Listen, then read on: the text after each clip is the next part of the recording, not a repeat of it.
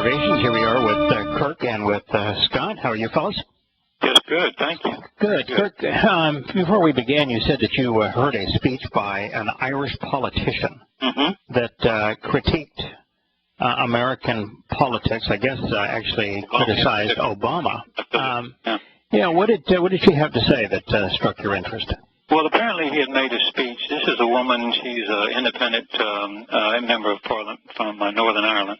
Okay. And what she said was he had made a speech, and I can't quote it, but I can give you a paraphrase of it, where he states the Irish children, if they choose the path of peace, that America will be the wind behind their sails, or the wind behind their wings. Isn't that poetic? Isn't it? Well, yeah. She turned around and said, is this the biggest hypocrite in the world? Yeah. And she starts citing things one after that's funny. Yeah. Yeah. And she goes, well, let's see now. We have, this is the man who increased the drone kill, more drones to kill more people over 200%.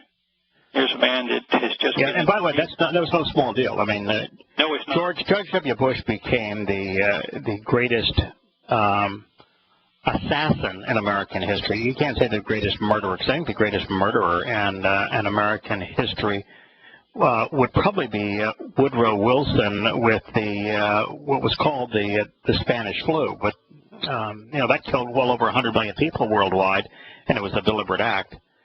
So that would be probably the greatest mass murderer in American history. Lincoln would be close with 600,000 casualties. And probably 1 million dead, counting the wounds that never healed or.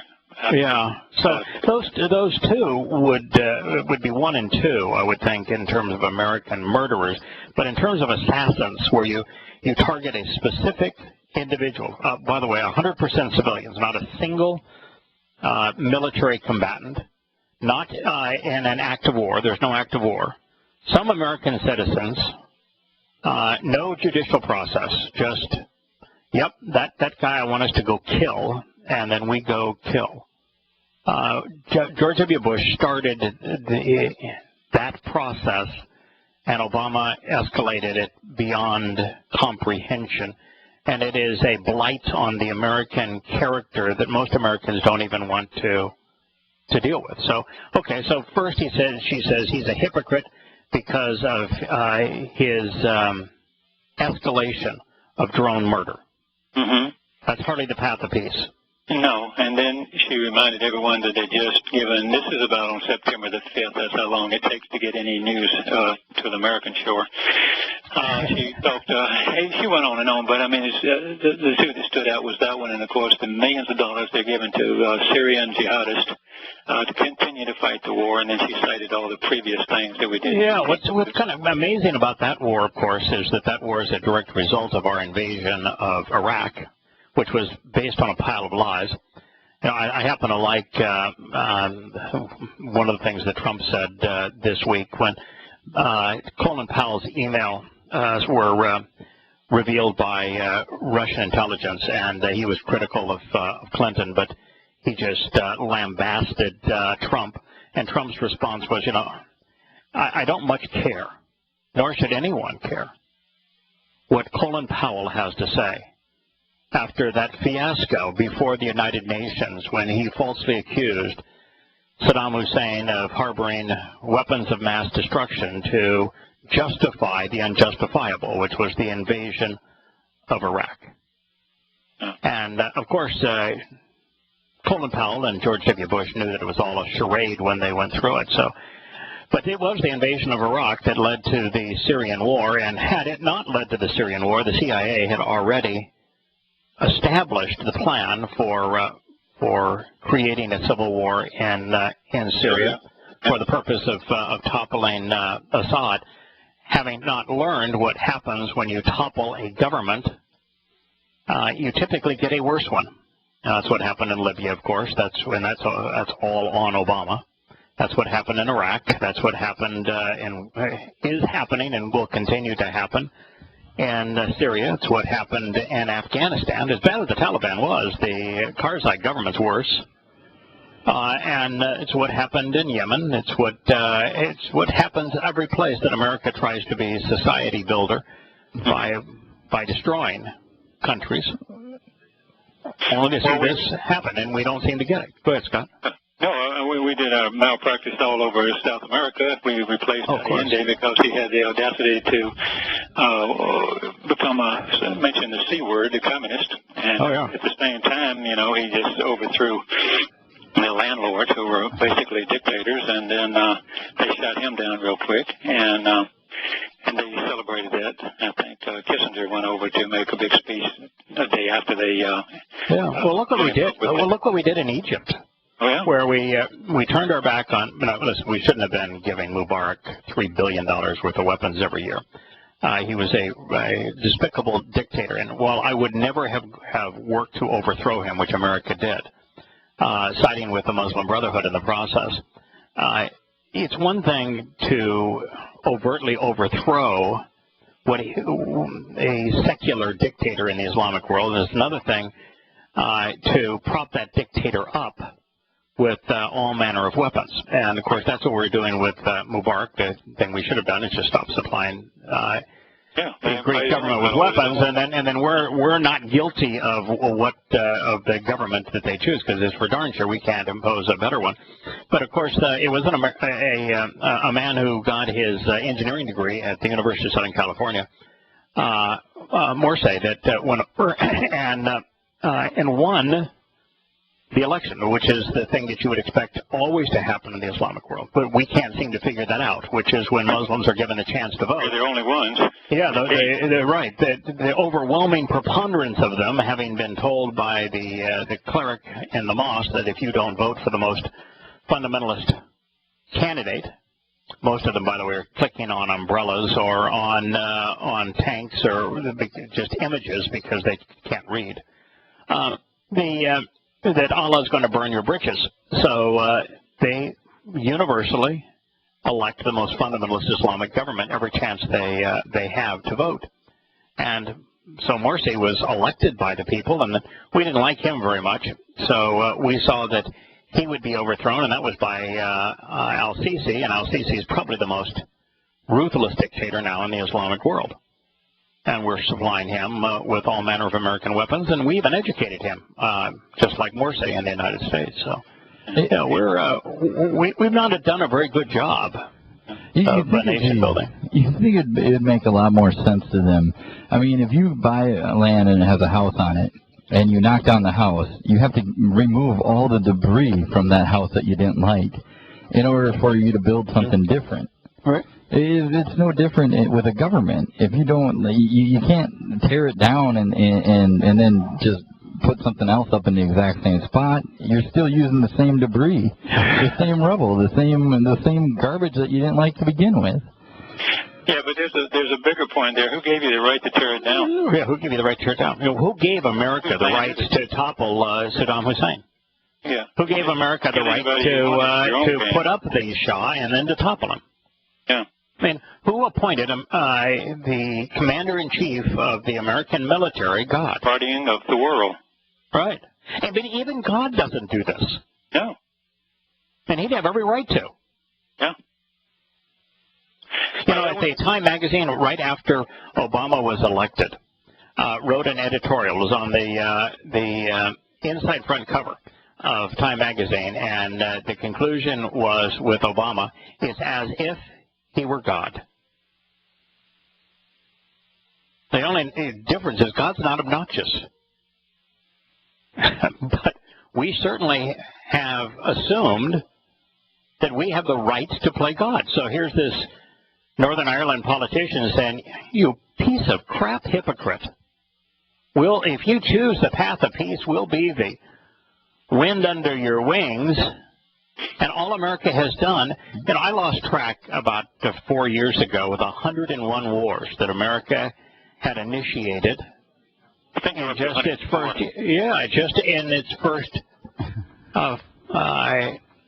400 years. I mean, it was since the colonists first invaded North America. It was one war every 4 years, and I think we're actually accelerating on that pace. I have to say, though, as well, he also plagiarized the Bette Midler song And I mean, if we're doing that, of course, like if we're stooping to that level, I mean, there's no level we won't stoop to at this point. That's just too sappy a song for you. I like that. I do too. Yeah, I actually like the song. My wife loves the song. It makes my wife happy. I like the song too. But you know, we are the world's biggest hypocrites. We think of ourselves as the peacemakers. We think of ourselves as the greatest nation. I mean, the choice, you know, that Trump is running on, make America great again. America never was great. Misnomer, isn't it? Right. It never was great. Now, it has been powerful, but when it was powerful, what it did was counterproductive. Were we great in World War II when we made Europe worse than we found it? But we also lost 600,000 people in that war that didn't have to be. No. So Roosevelt probably in second place. Well, consider two other quick things. Yes. Well, Woodrow Wilson's motive, according to the historians, to do what he did. You're talking about the Spanish flu, which was and this for our listeners that haven't heard every program. What happened here is that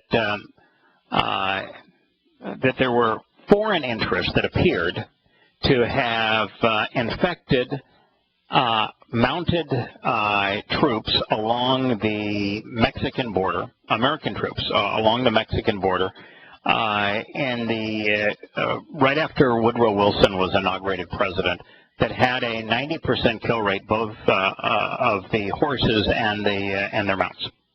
And Woodrow Wilson dispatched scientists to determine what it was that had killed them. And it appears to have been an early form of anthrax. And he then took it, was able to synthesize it, in other words, determine what it was, and replicate it.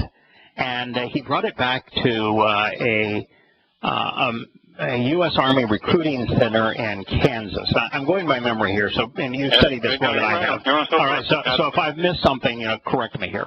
But he took it back to this military recruiting center in Kansas because Americans are dopes. You know, when even though Woodrow Wilson conspired with Winston Churchill on behalf of J.P. Morgan to deliberately have the Lusitania sunk to justify America engaging in that miserable, immoral war, so that we could finance and supply weapons to Great Britain so that Great Britain wouldn't go bankrupt and welch on the debts to J.P. Morgan. We had the Lusitania sunk, and the moment that it was sunk, Americans by the hundreds of thousands, maybe millions, signed up waving the flag of, I want to go off and kill some Germans. Kill people. Yeah, go kill people. I want to go kill some of those damn Germans. Yeah. And so they went to the single largest recruiting center at the time was in Kansas, and that's where Woodrow Wilson brought the anthrax virus back, and he infected Americans there. Yeah. And then sent them to Europe and around the world, and the best guess is well over 100 million people died as a result of his New World Order experiment, where he wanted to fundamentally change world power, which could only be done by weakening the existing system, and killing a couple 100 million people will get that done for you. And he made a speech about what he was trying to achieve. It's just that he never admitted, although it's now reasonably conclusive, that it was a deliberate chemical attack on the world. Well, what I researched also, and the motivation, his major motivation was to redraw the map of Europe, and they provided him an opportunity to do it, and they told him to empower him for the benefit of America. Yes. Yeah. You know, and remember, this is the backdrop is, he was back then, 1913, we got a central bank, and we're all one world government inclined. The United Nations, not the United Nations, but the League of Nations. Right, and we have a federal tax system now to rape the productive Americans. Right. Right. So we have the central bank for inflation and to finance wars.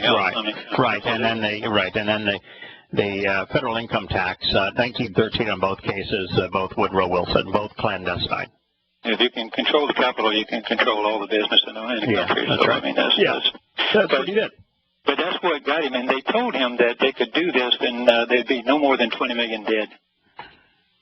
I mean, and still. He still was 20 million is not a big number. I mean, it turned out to be 10 times that. Oh, yeah. It really did. So you have that as a backdrop. That's us defining what the world is supposed to be according to us. And then you go to something like Egypt, and we decide how they're going to do. And they'll shut now. You know, they're begging people to please come just to look at the pyramids. They have no income. Of course. We don't prop them up. They got nothing. Yeah. There's no reason to do it, but they said, well, now the motive here is we have to prop these by the way, when it was the Muslim Brotherhood running the country, Saudi Arabia was propping them up. And now it's just the United States because Saudi Arabia doesn't want to have anything to do with Sisi. Yeah. Although Sisi is a fundamentalist Muslim. And by the way, the Coptic Christians are in far worse condition, as are women, under Sisi than they were under Morsi. And of course, Morsi, they were infinitely worse off, not infinitely, but many magnitudes worse off than they were under Mubarak. Yeah. Yeah, of course, Islam doesn't do anything that would be considered productive. So even in a country like Egypt, the only thing that they can do that would generate any national economic interest is to come and look what happened here before we screwed this place up. Yeah, that's a good point. Yeah. But we're told we have to prop them up because if we don't give them weapons and we don't give them this stuff, then the Russians will. Oh, well, right. That would let them. That would be great. You know that we played that game before. The Russians were their primary arms supplier, and you know I do think that America plays this game because it wants to be the arms supplier of the world. And the reason it wants to be the arms supplier of the world is that the weapons now are so complicated that the maintenance of these weapons is the single biggest cost associated with them. And so it's like razor for give them the razor so we can sell them the razor blade. That is correct. But it's you don't have to shave, but once you give a country such that it's now dependent upon your weapons, you have ultimate control of them in today's world. That is the unspoken American doctrine. It's why we sell more weapons than the rest of the world combined, and why we sell, in case of, for example, of Israel's enemies. The Obamator just announced, that he has a 10-year deal that if Israel never asks for any more military hardware with all sorts of strings attached that benefit the United States, that he'll give them $3 billion worth of hardware but they can't use any of that money to buy Israeli manufactured or designed military equipment, only American, of which America has absolute control. For example, they have to buy F-35s that the American Air Force doesn't even want. And the planes stop flying if America says, yeah, we don't like what you're doing today. I know you bought them. I know they're yours, but it doesn't matter. Try to start them. Try to fly them without us. I'm quite certain that if there were a major confrontation now between Egypt and Israel, or Saudi Arabia and Israel, maybe even Jordan and Israel, America would ground whatever aircraft it could and make Israel essentially defenseless. That's what we have become. Yeah. And what's there are some aspects of this that I can appreciate. It would be, I don't have a problem in working with Israel for Israel's defense. For example, America and Israel jointly have developed much of the anti-missile shield that Israel has to use a lot. America really hasn't had to use it. We call it Patriot missile in the United States. Those kind of things make a lot of sense. And again, I'm prejudiced. I have a great love for Israel, not so much for their government, and certainly not for the fundamentalist religious Jews. But the country and overall the race of people I have a fond spot for.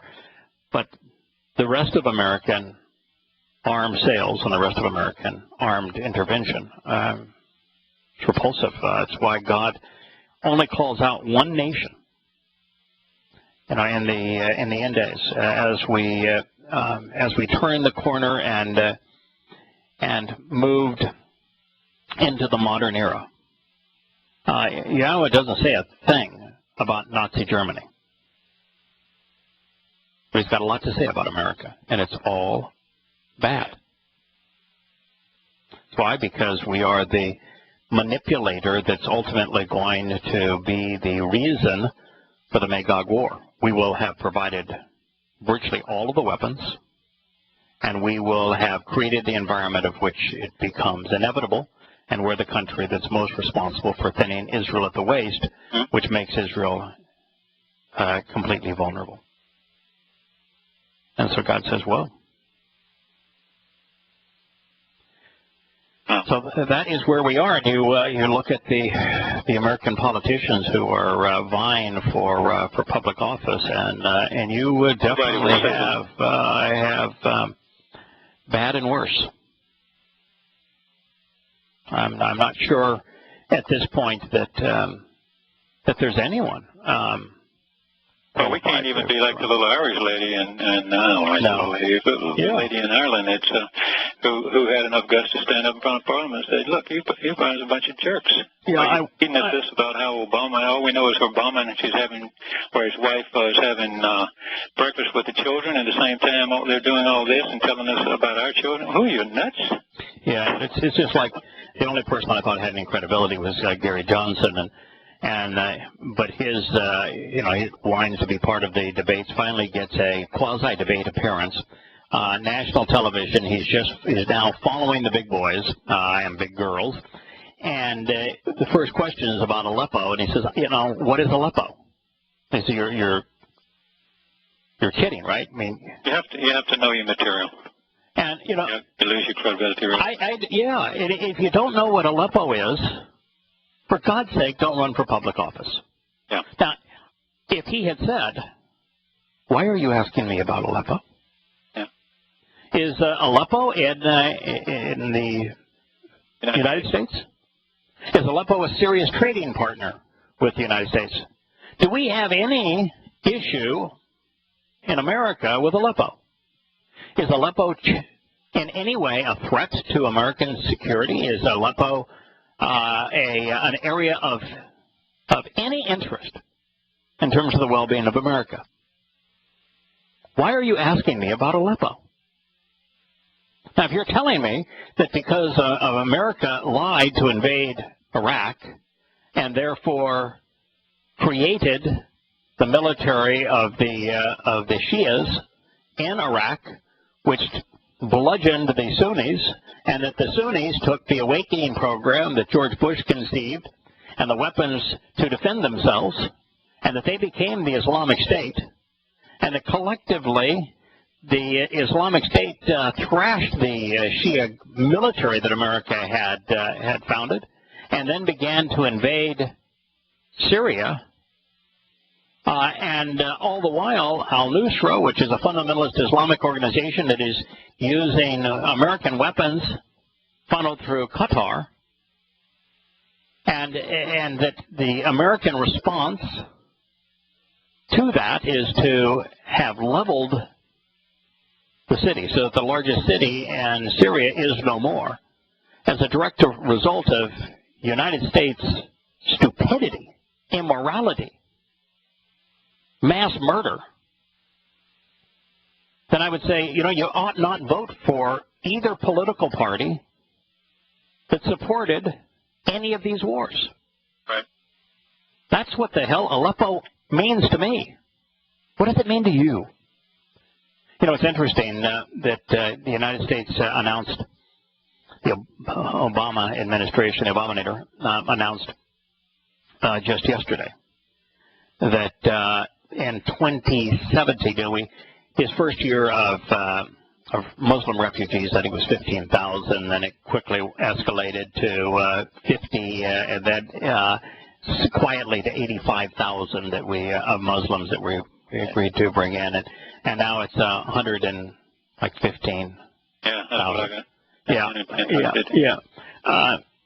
And you know, what's interesting is that the minority of them are from Syria. In fact, even into Europe, the minority are Syrian. It's the other countries we broke. It's Libya. It's Afghanistan.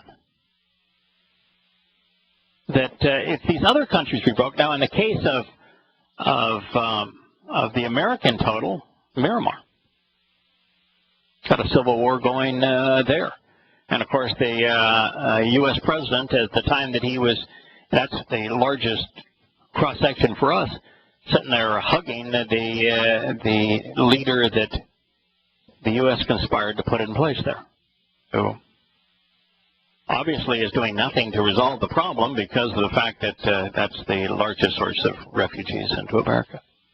You know, I made a comment talking with al-Rassooli over a year ago, and it's what I wrote in my book now almost 15 years ago called Tea with Terrorists.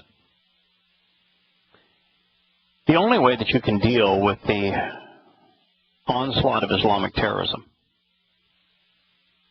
is to disengage and to quarantine. The opposite of what America is doing. If you supply weapons, you make it worse. If you overthrow governments, you make it worse. If you bomb them, you make it worse. And we've seen this time and time again. If you go for regime change, you make it worse. There's only one thing that will work. A, stop buying any product, and most especially oil, from any Islamic country. Cold turkey. Just stop. Period. America has more than ample energy reserves. We actually have the largest oil and gas reserves in the world.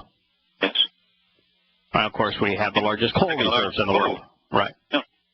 So America has, and America, in terms of a country with rivers, which can be create hydroelectric power, there's no nation on earth that has more hydroelectric capability than America. And of course, we should be foremost on nuclear power.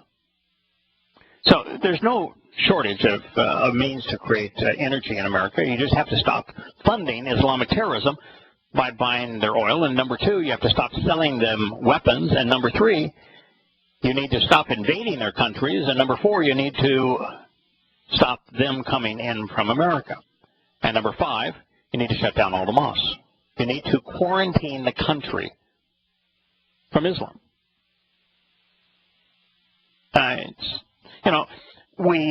America had no problem with its Constitution hunting down and imprisoning American Nazis in World War II. And you might say, well, a Nazi was a political regime. No, not according to Mein Kampf. It was a religion. And if you look at Islam, according to Muhammad, it was a political and military scheme. It was, in fact, it was an economic scheme, a criminal enterprise. It was no different, really, than Genghis Khan's scheme. If we don't make Islam illegal in the United States, shut down the mosques, stop allowing any Muslim to immigrate into America, stop selling Muslim nations weapons, stop buying their oil, stop invading their countries, we're going to continue to be destroyed by Islamic terrorism. The world will be. But you could stop it in a heartbeat if you just isolated them. Mm-hmm. Just isolate them. What are they going to do? Go after one another with sticks and stones? I don't think so. There'll be people who will hear the fact that I think we should quarantine Islamic countries. Don't buy products from them, particularly black ooze.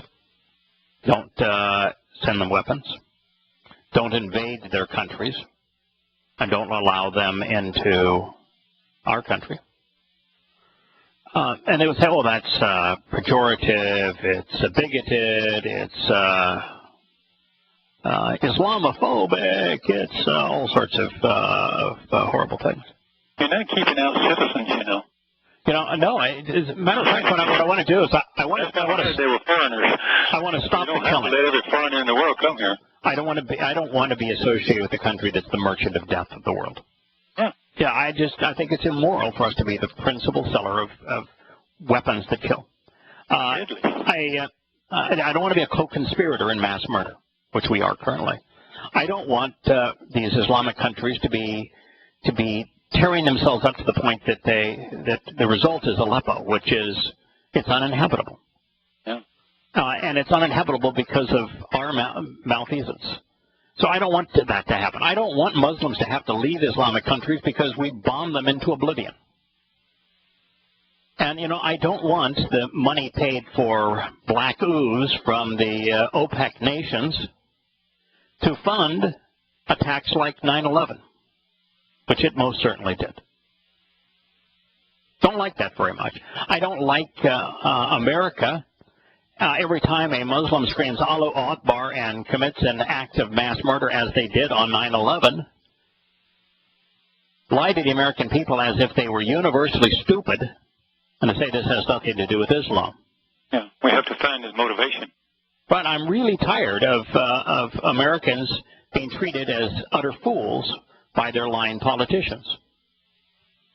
And, you know, I've done the math. 99.9% of all terrorist acts around the world are perpetrated by fundamentalist Muslims. Mm-hmm. That's just the facts.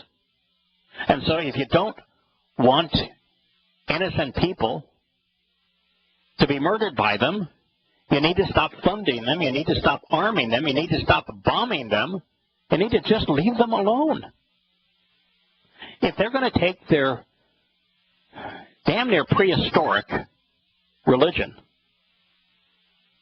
and rape women, treat them as slaves, engage in all manner of sadistic behavior, then let them. We can't fix them. No one can fix them. Their problem isn't resolvable. Leave them alone. And in so doing, you not only diminish the number of fellow Muslims the Muslims kill by that policy, you also hugely diminish the number of non-Muslims these Muslims kill. The most humane, most civilized, most compassionate, most moral response. And if you think that I'm wrong here, then you come up with a reasoned argument against anything I've just said.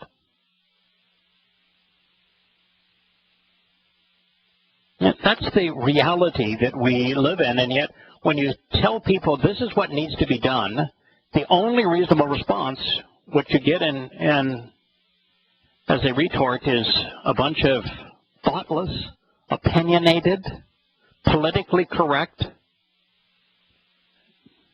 absolute rubbish, mostly ad hominem attacks. Mm-hmm. But this is where we are, and it's long past time that we deal with it, otherwise it will destroy us. Now, there's a lot of things that are conspiring to destroy us, and Islam is going to have to really up its game if it's going to be the major contributor. You know, supporting all of these wars around the world, and the largest military in the world, larger than all the rest of the militaries combined, and this gargantuan spying monster that has completely destroyed any credibility of the U.S. Constitution and made the American people the enemy of the American government. I mean, there's a lot of things, including the Federal Reserve and the deficit spending by Congress and the President of the United States. There's a lot of things. The dumbing down of America because of political correctness and how we have damned people who are willing to be rational, who are willing to consider evidence and to be judgmental. We've dumbed the country down to the point where they're incapable of thinking. Any one of those things is vying to kill us. As I said, Islam will really have to pick up its game if it's going to be the leading contender in the death of America. It's a hell of a formula, isn't it?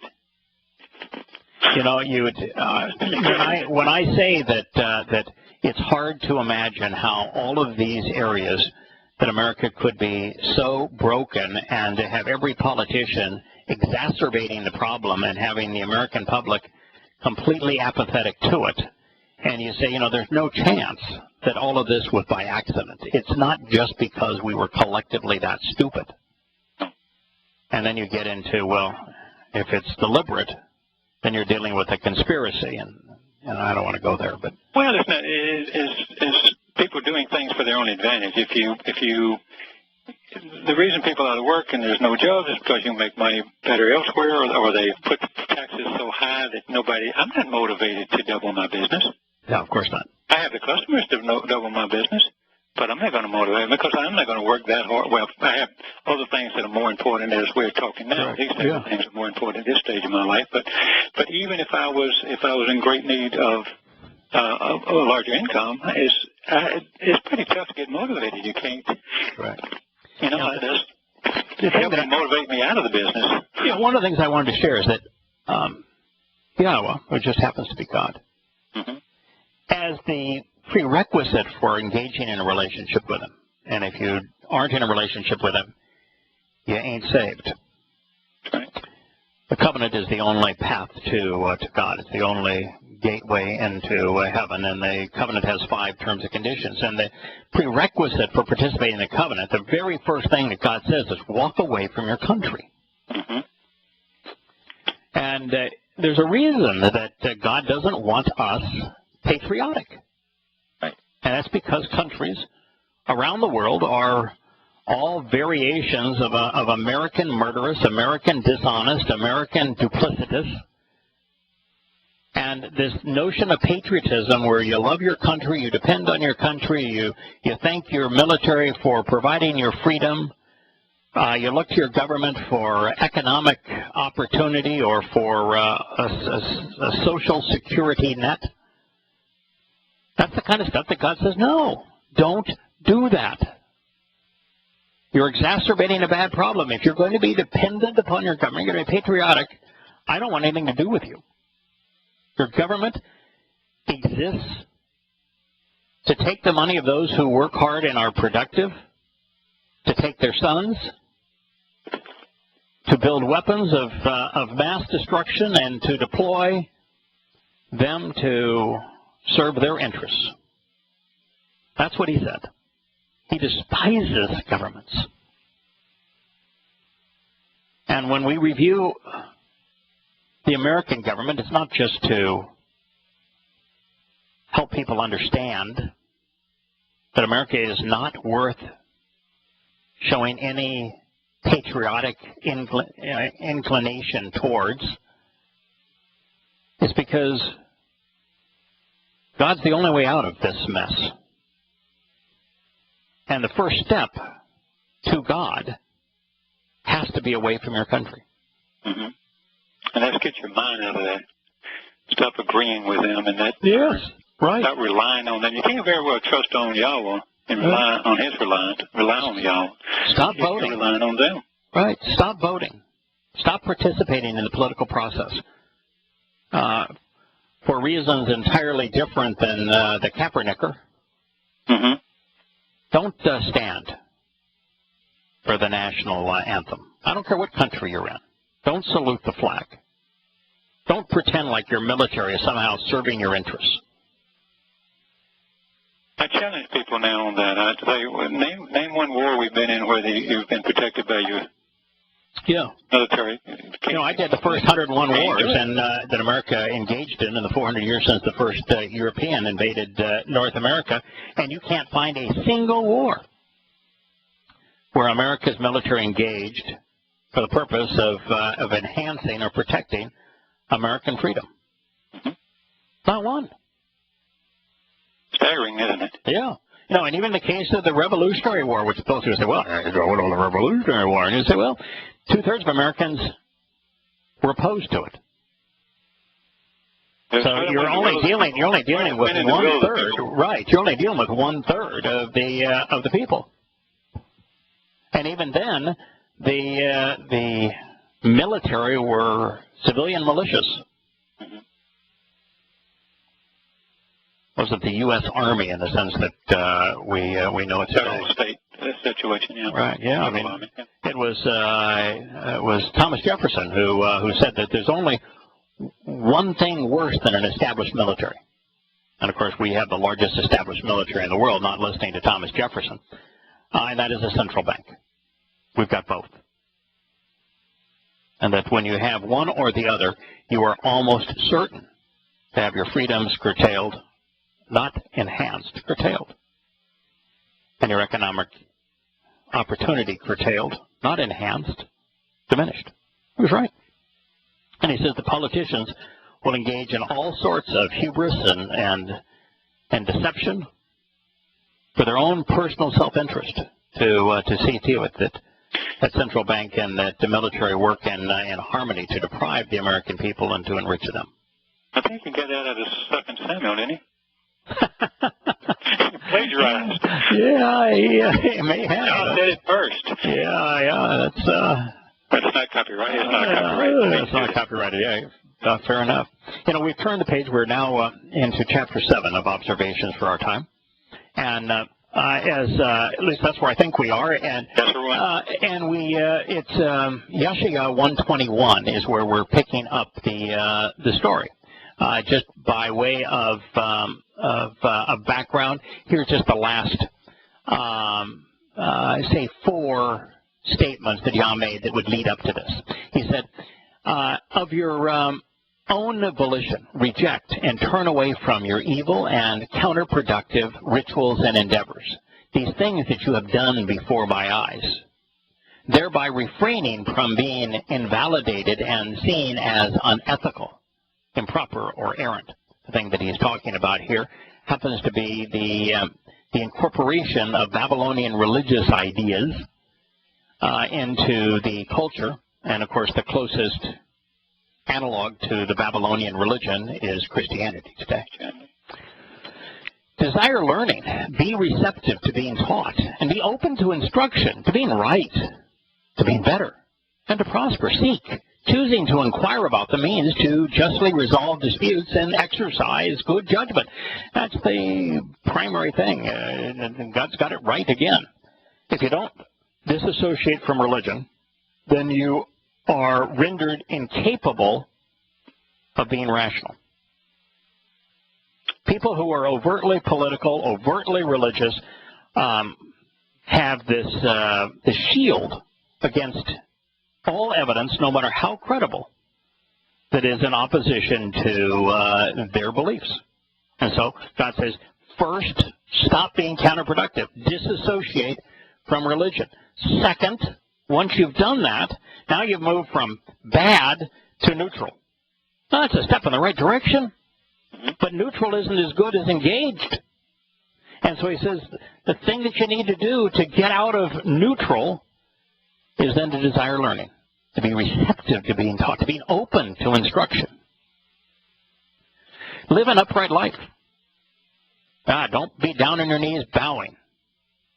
Walking the right way. Serving as a guide for those who are oppressed by human institutions. Be judgmental, pleading on behalf of the fatherless child, especially those who are searching. Quarrel verbally, contending with, even ridiculing the congregation of the bound, the dumb, and the forsaken. So, process 1, 2, 3. Number 1, walk away from religion. Number 2, be open and responsive to Yahweh's teaching. Focus on what Yahweh has to say, and then once you've done that, engage. Right. Speak out against religion. Speak out in favor of the fatherless child and point them in the direction of the covenant. Then God says, my favorite line in all of Yahowah, please, let's go for a walk. Because I want to continuously engage in rational dialogue. Once the job is done, we get to spend an eternity exploring the universe with Yahowah. So, if I may, that's the 1, 2, 3, and 4 of God's vision for us. Then he says, and you might say, wait a minute, I'm not prepared to go to a walk with Yahowah. I'm way too corrupt. He says, don't worry about it. Even if your sins are as crimson, like snow, they shall be made white. Yeah. Even if they are continually ruddy red and dirty as Adam, like crimson, they shall be made like wool. If and whenever you are genuinely willing, and listen, by way of the good and beneficial qualities of the land, you shall be actually and continually nourished. Now, one of these days, very soon, I'm going to share something that Chuck sent me by email. He read a number of books and a number of articles on the brain. And come to find out that we are what we consume. Now, I've long said that when God speaks of food, as this is a reference to being nourished, that has nothing to do with food. It's all, if you consume and associate with filling your mind with, by observing the Torah, being open to His teaching and guidance, then your perspective, your ability to reason, your attitude is going to be such that you're going to be able to discern fact from fiction. Right. Counterproductive from beneficial. That which is of Yahowah versus that which is of man. It's an extraordinary benefit. And that's what these articles and these books have all recently come out to say, and it's universal, that if you surround yourself with, for example, first-person shooter games, that will affect your attitude. That if you surround yourself with carousing and drinking, it's going to affect your attitude. If you surround yourself with patriotism and militarism, it's going to affect the way you think. If you go to church and you hear all that Pauline rubbish, it's going to influence the way you think. Oh, man, I thought you were talking about me with those first two, but after the next two came, I knew I was all right. Yeah, I know, and I understand that there are those who can engage in first-person shooter games and realize this is just a form of entertainment, and I'm going to do it briefly, and then I'll go do something else. But there's a lot of those that it consumes them. Now, so what God is saying here is that if you feed yourself, your brain, that which is nourishing from His testimony, all of which was written in the land, with exception, I think, of Daniel, and it was given by Gabriel. So it's still an extension of Yahowah, and the whole thing is still focused on the land. But if you look at the testimony that came out of the land on behalf of Yahowah, you'll be nourished. But if you consistently refuse to agree and continue to withhold your consent and are rebellious by the sword, you shall be devoured, because the mouth of Yahowah has spoken it. Now that brings us to the first statement now that moves into new territory. It begins. How has a city, once filled with enduring truth, become like a whore? The honest, fair, accurate, upright, and vindicating path to righteous means to justify and resolve disputes had once dwelled in her, even through the darkest hours. But now, they are murderers. Of course, he's speaking of Jerusalem. Yeah. It's really the only city. In fact, I would say it's the only city that Yahowah cares about. And he'll mention places like Damascus and talk about the destruction of Damascus right before Israel is forced to sacrifice the West Bank, and then the Magog War begins with millions of Muslims infiltrating Israel. But he's just saying, I'm just going to tell you, it's going to become a twisted heap of ruins. The only city that he cares about, this is an impassioned rhetorical question here, is Jerusalem. Jerusalem, from Yara, the source from which teaching, guidance, direction flow. That's the basis of Torah, according to Yahowah. And shalom, reconciliation, redemption, tranquility, and restoration of a relationship. So this is the city that Yahowah, even before it was a city, enacted the first Pesach with Abraham and Yishak, a stand-in for Yosha and himself on Mount Moriah. This is the city that Dode built his home and then bought the threshing floor from a Jebusite that became the Temple Mount. This is the place where Yosha, even in the darkest hour, became the living embodiment, the fulfillment of Pesach, Matzah, and Bakurim, all right there in Jerusalem. It was the ultimate source, even in the darkest hour, of the means to resolve disputes. And so it was the source of life. And now it says, no. This upright means to the vindicating and righteous means to justly resolve disputes that had existed even in the darkest hours was now a home for murderers. Now, in this particular case, the murderers are mostly Muslims today. Yeah. In Jerusalem, the murderers are mostly Muslims. But it's God is not just speaking of the act of using a weapon to take another person's life. Well, the biggest murderers are religion. That is correct. That's why Yahowah calls Christianity, its founder, the plague of death. And all through this, death and the plague of death is associated with religion. And so about 25% of Israelis, particularly those in Jerusalem that are wearing their black hats and are bobbing before the Western Wall, they're killing themselves and murdering their children with their deadly religion. And you look at Jerusalem, since Yosha fulfilled the first 4 Mikra there, including Shabuah, it became the birthplace of 3 religions. 3 horrors. Yeah. You know, Rabbinic Judaism was born in 133 by Rabbi Akiva. Pauline Christianity was born about 50 or 60 decades earlier, around his first letter, as he established Pauline doctrine in an attack on the Torah, was in 52 CE. And then, of course, Muhammad claimed that he went to hell en route to heaven from the temple that had been destroyed hundreds of years prior in Jerusalem. And so that's why the Dome of the Hoofi print is there now. He wrote the winged ass. Let me jump in just a minute. Sure.